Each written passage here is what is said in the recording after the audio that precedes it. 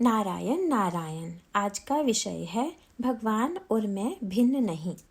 लगता है कि समुद्र का फेन सच्चा है, लेकिन उसके भीतर पानी ही होता है। असत्य हमेशा सत्य के सहारे ही चलता है। जो नहीं है उसे वाणी से कहना ही माया है। उसे हम सत्य मानते हैं। माया को असत्य मानने पर ब्रह्म की सत्यता सिद्ध होती है। हम माया के पीछे जाते हैं, किंतु माया मृग जल है।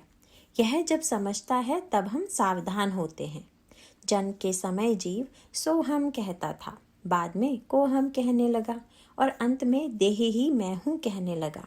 वस्तुतः सूर्य और उसकी किरणें अलग नहीं हैं, वैसे ही भगवान और मैं भिन्न नहीं हैं। जो अखंड टिकता है वही सत्य होता है, अतः परमात्म स्वरूप है। सच्चिदानंद स्वरूप के तय मन संलग्न रहने को ही अनुसंधान कहते हैं। भगवान के सिवाय सब कुछ उपाधि है। मुझे कुछ समझता नहीं ऐसा लगना, यह परमार्थ की पहली सीढ़ी है। और भगवान भिन्न नहीं है ऐसी भावना दृढ़ होना, यह परमार्थ की अंतिम सीढ़ी है।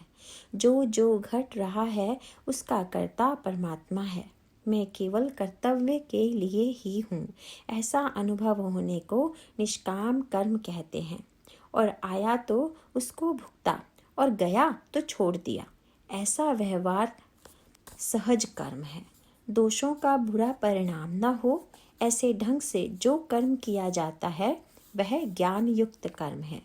और ईश्वर का स्मरण करते हुए जो कर्म किया जाता है उसे निरासक्त या अनासक्त कर्म कहते हैं।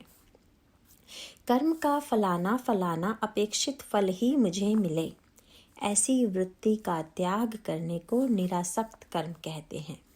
विषयों के बारे में विरक्ति होने को ज्ञान कहते हैं। संक्षेप में जो कर्म बंधन का कारण बनता है वह अज्ञान है, और जो मोक्ष का कारण बनता है वह ज्ञान है।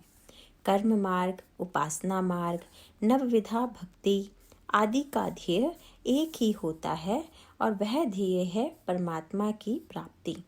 विवाह के समय कोई व्यक्ति कहता है मैं फलाने कार्य पर अधिक खर्च करूँगा, दूसरा कहता है मैं खर्च कम करूँगा, किंतु मुख्य कार्य तो यह है कि वधू के लिए वर निर्धारित करना।